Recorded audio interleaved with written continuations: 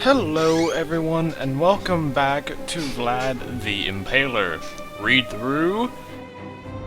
This time, unlike last time, I actually hope to win, because winning is not something I do very often. Last time we did Soldier, and I believe we were pushed off our roof onto a spike wall and were impaled. Yeah, not the best way to be a knight. I'm going with Explorer this time. They're more dexterous and should be able to handle certain situations better. My friend, I have need of your skills once again. Darkness has fallen upon the city of Istanbul. Blood paints the streets, and the cries of the dying rise from the night. The Sultan himself will not set foot within its walls until the dread curse is lifted. Holy men, knights, and inquisitors have all been sent, yet none have returned. You are the only one whom I trust to investigate this. Your cunning, your prowess, and your penchant for results are needed here more than ever. Find the source of this wickedness, and deal with it as only you can. Godspeed, my friend, and watch your back. I didn't mess up that time. Beginning is the same as last time. We have 15 days to figure this out. I believe last time we went to the bazaar to begin with. I believe we should go to the square and talk to the head of the guard.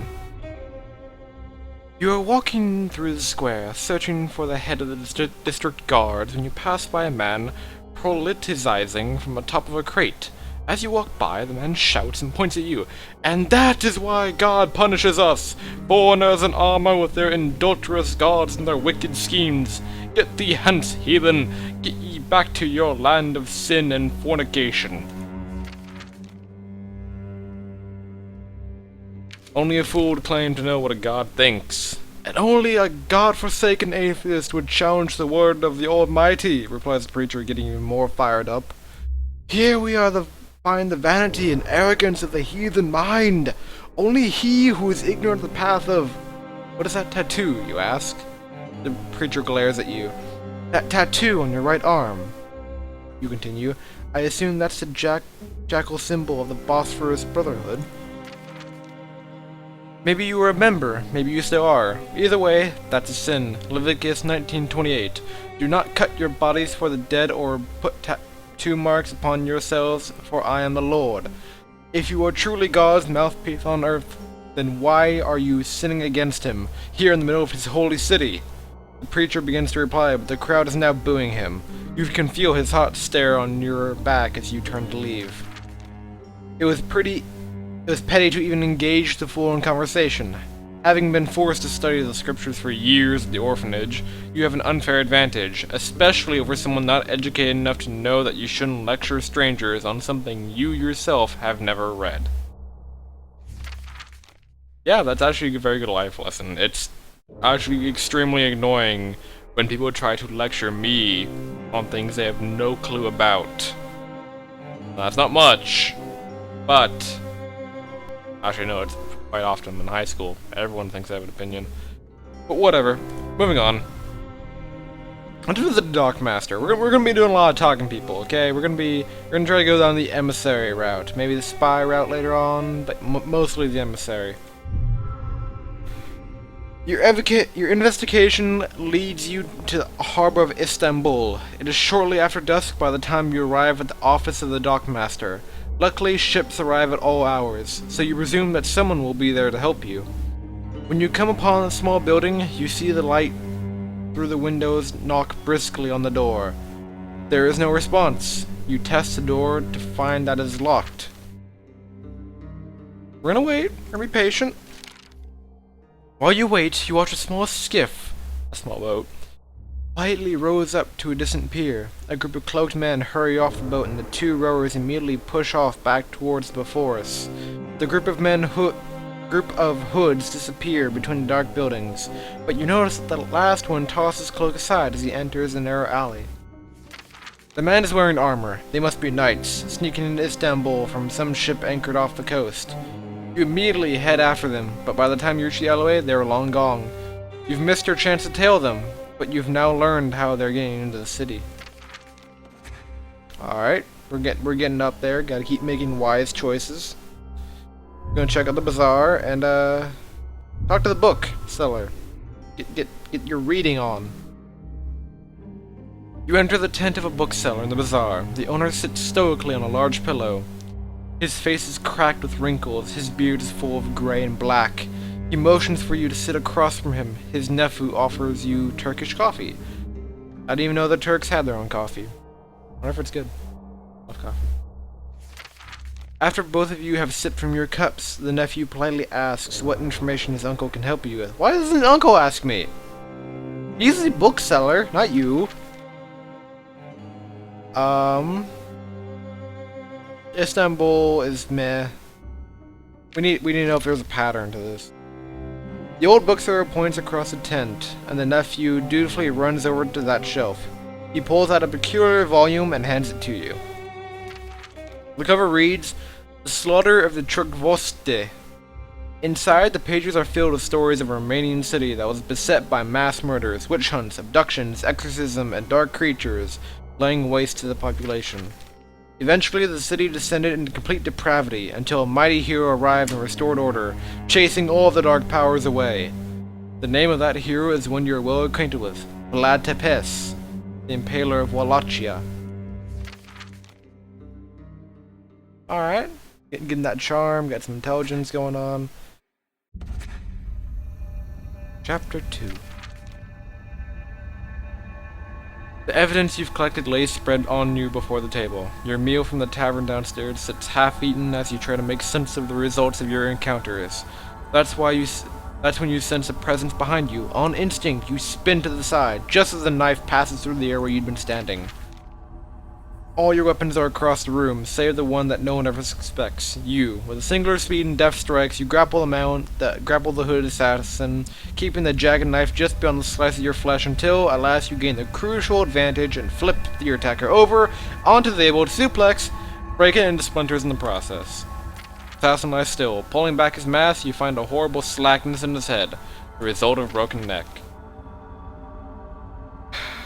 It's all the same as last time. You may now enter the catacombs and basilica. We're explorer, let's go to the catacombs, and we're going to hire a guide. The Christian girl who you hired as your guide is more talkative than you expected, but she's also beautiful and really knows her way around the catacombs. My people used to gather in these tunnels after the Sultan conquered the city, she says. There was a while we weren't allowed to pray to Jesus Christ, so we did it in secret, down here. Now that the catacombs have reverted back to the thieves and the bone cultists. You follow closely behind her, asking, "Where can I find the king?" She freezes at the mention of that name. When she turns back to you, her porcelain face is deadly serious.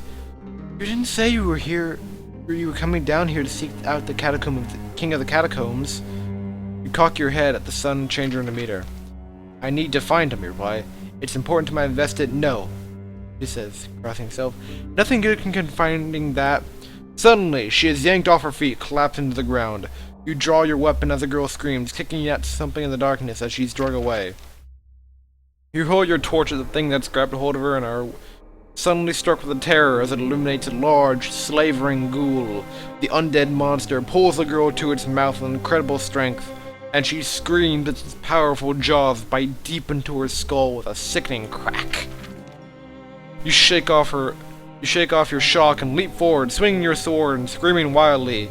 The ghoul roars in defiance, but something about you seems to aggravate it. With a seizing hiss, it drops the girl and retreats into the shadows. When you reach the girl, you find her brain half exposed and partially eaten, swelling out of her skull. "Help me," she says. And we're gonna put her out of her misery this time. You heard the stories of Goli Biban and the dead who wandered the midnight sands of the deep desert.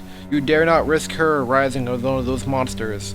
You delicately wrap her hand around the cross that dangles from her neck. "I'm sorry," you say. "Wait," she whispers, but you plunge your blade into her heart. As her innocent blood pumps out onto your dress, you feel overwhelmingly guilty for having killed her, but you know that it was far better fate than the grisly alternative. +1 Constitution. Anything new? No, let's not bother with that. Bother with that. Let's ask around for information. You head down to the docks, intending on questioning people about the rash of horrific murders that have been happening. You can tell that people are on edge. They are gathering in greater numbers, even during the day, but few of them will talk to you. Just as you're about to head to a different district, a chorus of gasps and shrieks erupts from further down the pier. You run toward the commotion, a crowd of forming around a large fishing boat. There, caught in the net with a day's catch, is one of the strangest creatures you have ever seen.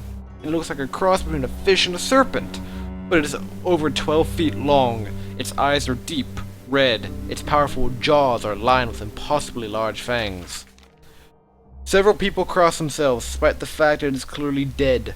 The man next to you, who is a merchant you've seen in the bazaar, says, "Never did I think I would see a Judas fish during my lifetime. I will pay you 40 gold coins for it." The fisherman accepts, but says he won't touch it. The merchant then says, "Another 30 silver coins to the man who will carry it back to my tent." We're not strong, so we're gonna stay away this time. "I'll do it," says a large tattooed man. "How far away is your—" Suddenly, the monster flails up and snaps its jaws around the man's head. The crowd screams as Judas then flops off the desk, hauling the man and with it disappearing beneath the water. An old Turkish woman next to you shakes her head and says, "Never trust a Judas, especially for 30 silver. We're intelligent." Anything else? Okay, let's go to the Basilica, and we're just gonna walk through the main room. The Basilica is enormous, the vaulted ceiling arc high above massive pillars of stone. You walk along the far wall, past the kneeling faithful of the city, who are praying for relief. In a remote corner, beneath the golden reliquary, you see an old woman slowly putting out candles with her fingers. We're gonna ask her if she needs help with anything. "Can I perhaps get you your own candle?" you ask. The old woman replies in a cracked voice, saying, "Each of these was lit before the eyes of Saint Lucy, who are here in this shrine. She sees the prayers of all who kneel in this spot, yet there have been prayers of late which are ugly and must not be answered." When the woman turns, you see that there are hollow sockets where her eyes should be. Pointing a bony finger to your chest, she says, "But you will see things too, don't you? Be warned, the ghosts of this city do not like to be seen, but like St. Lucy, someone must keep their eyes open." She then turns and hobbles off down the aisle. +1 con, +1 intelligence, and more charm. Excellent. The orphan with an eye patch scurries soundlessly across the dark rooftops to where you are perched. "My imam says the amulet you drew is the symbol of the Holy Order of the Knight of the Dragon." You eye the smudge-faced boy and ask, "How that can that be? Why would a holy knight try to kill me?" Ask him about the evil of Istanbul. "Evil that plagues Istanbul? There are whispers of assassins in the night, men trying to cleanse the land of all that is impure before them." You look away, contemplating the streets below. Purge those who are impure, who you cut off by the sound of splitting bones crackling behind you. You turn to find the once innocent orphan transformed by his beastly silhouette rising up taller and taller against the moon behind him. Adrenaline surges into your veins as you spring into action, knowing you have a few short moments before he gathers his full strength. You tackle him to the rooftop, drawing a dagger and holding it to his throat. He struggles against your pen as you slowly force a dagger into his throat. "The Order of the Dragon will rise," he gasps, before you finally slice his throat open, letting his blood run down onto the streets below. The Order of the Dragon. That didn't happen last time. I've never had that happen. That's concerning. Alright, well, let's visit the palace, and we're gonna be sneaky. Okay, we're gonna make use of that dex we have. On a moonless night, you sneak over the wall of the Sultan's palace. You would wait for an invitation, but you would never be able to find what you're looking for if people knew you were there. The The darkness that besieges Istanbul couldn't possibly run so rampant without someone higher eloquence of power allowing it to. You use all your years of experience in moving without being seen, all of your knowledge of castle workings to evade the guards as you creep through the walls and the courtyards. Eventually, you find your way to the houses of advisors, the advisors of the Sultan. They have their own domicile within the palace walls and is not as heavily guarded as the Sultan's own personal building. You climb the outer wall and in through a window. It is dark inside, and the room has a strange smell. You become aware of breathing around as you freeze. When your eyes adjust, you realize that there are people chained to the walls. You have entered some sort of prison cell, but why would the windows be so easily accessible? You risk lighting a candle. To your horror, you see that the people chained to the walls have no arms or legs. Some have been whipped. Others have been partially coated in wax, most likely applied while scalding hot.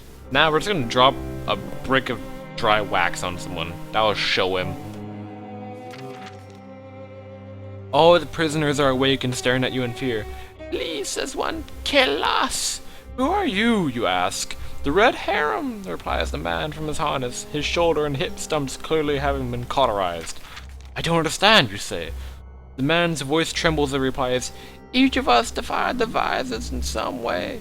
As punishment, we were amputated and are now held here, forced to pleasure the visors and their friends. You are horrified. I'm not gonna leave him. You cover the man's eyes with your hand and tell him that you are sorry, and drive your blade through his heart. The others begin muttering prayers of thanks, longing to be free of their tortured existence.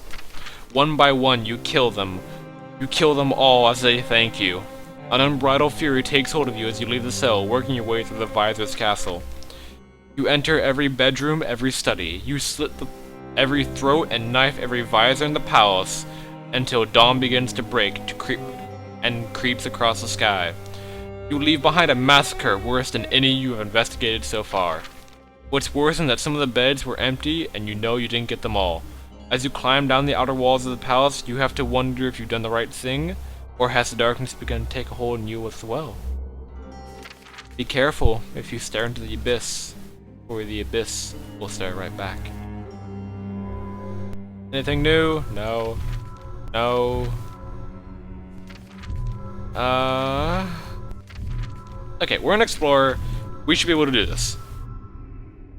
You descend into the catacombs beneath the city. It quickly becomes apparent that you are in a twisting maze of tight corridors that may have well stretched on for miles. Everywhere around you, the dead lay in a row after row of endless shelves and alcoves. As you wind your way down the paths of the dead, you become faintly aware of a high-pitched chirping behind you. At first, you think it must be maybe rats, but then you turn around. Before you can react, you are engulfed by a swarm of bats filling the corridor. Their chirping is disorienting. The beat of their wings surrounds you, and you swear you catch a terrifying flash of a maniacal laugh as they pass. Worst of all, the wind from their 1,000 beating wings snuffs out your torch. Disoriented in the dark, you are suddenly in the very real danger of becoming permanently lost. In these halls, that can be a death sentence. You manage to relight your torch, but you now have no idea from which direction you came from. Onward! We have a 50-50 chance if we're in like a normal alleyway. Luckily, you are a seasoned explorer, and you never lose your way. See, told you. You turn around, wind your way through the passages and back to the city streets in less than an hour. You decide to head back to the inn for food and wine, completely undaunted by your brief encounter with the bats. Plus 1 intelligence. That intelligence is actually getting up pretty high. Don't know how I feel about that. Okay, might as well visit Vampire Bro from the last episode. The square is quiet at night. Here and there, the late-night wanderers move like dark ghosts towards their destinations. Keeping mostly to themselves, you walk among them, unable to sleep, attempting to find the connections to all the varied pieces of the puzzle you have gathered. A soft clicking sound drifts across the square, and you recognize it from your sights in the Labanze Desert. You gaze off toward the Tower of Galata after a few moments, and your eyes detect a swarm of bats circling their way across the square, probably snatching out moths in the warm night. The sight reminds you of happier times, the warmth of a body next to you on the open sands. But But as you watch the cloud of bats, you realize that their movement is strange. It almost seems like they are spiraling around so tightly that they are collapsing in on one another. You blink in disbelief as the swirling cloud condenses into the form of a man, dressed in flowing black. You approach him. You walk toward the man. He looks at you with eyes that burn white beneath the flowing black hair. "You there," you say. "Who are you? What are you doing here?" "I am taking in the sights," he replies in a low voice. "And yourself?" You fall into step beside him. As the two of you walk south, "I'm here because Istanbul is slipping into the darkness," you say, "and someone needs to save it." The man nods. "Indeed, it seems someone should." You glance over at him. "Are you one of those dark powers?" you ask. He doesn't quite smile and replies, "I am a dark power, not the one that you speak of." "Should I be wary of you anyway?" you ask. "If you are wise," he replies. Cocky son of a bitch. "But I will not be here long. There are many other threats to this place that you should not But I will not be here long. There are many other threats to this place that you should spend your time investigating if you truly wish to save the city." "I'm listening," you say. "Start with the Basilica," he replies. "I was once told that the worst men in Istanbul use the east entrance." "I will look into that. Anything else?" He glances over at you with his ghostly white eyes and says, "Yes," he replies. "Given the choice between a sword and a flower, always choose the flower." You look over at him again, confused. He simply nods, then is suddenly 20 yards away from you. You watch as he leaves the square and wanders up the neighborhood. Just who was he? As you are walking back to the inn, a guard approaches you and offers you protection. You respectfully decline, but his words still ring in your ears, and continue on. An important emissary such as yourself shouldn't travel alone. You have achieved emissary status. We gain +2 strength and +2 intelligence on that. For 9 int, our dex and agility haven't really gone up much, but our intelligence is getting up there. You descend into the cramped staircase below city streets. At the bottom, you are faced with a heavily armored man in a dark hood. If you're right, everything you've witnessed so far is to be believed in, and the answers you need are on the other side of that gate, and this man is guarding. If you're wrong, then he will certainly kill you. I don't trust our charm. We're just gonna show him the cross. I know that works. Gambling with your life, you reach around your neck and produce a silver amulet of the cross and the dragon. The man nods and opens the gate for you to pass within.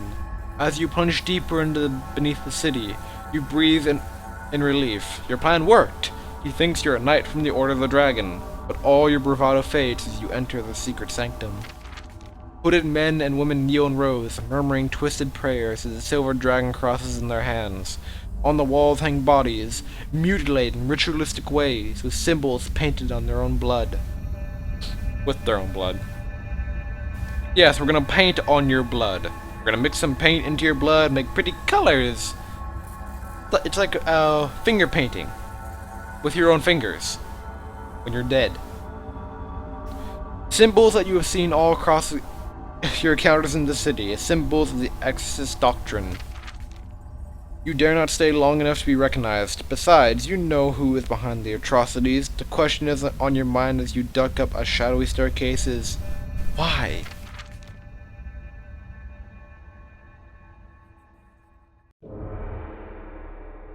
And that is where I'm going to end it for today, folks.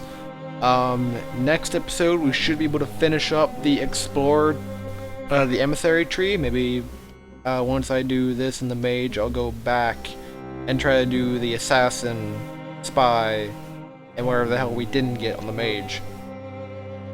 But other than that, I hope you are enjoying this so far. I'm Ilmanir. See you next episode, and bye-bye!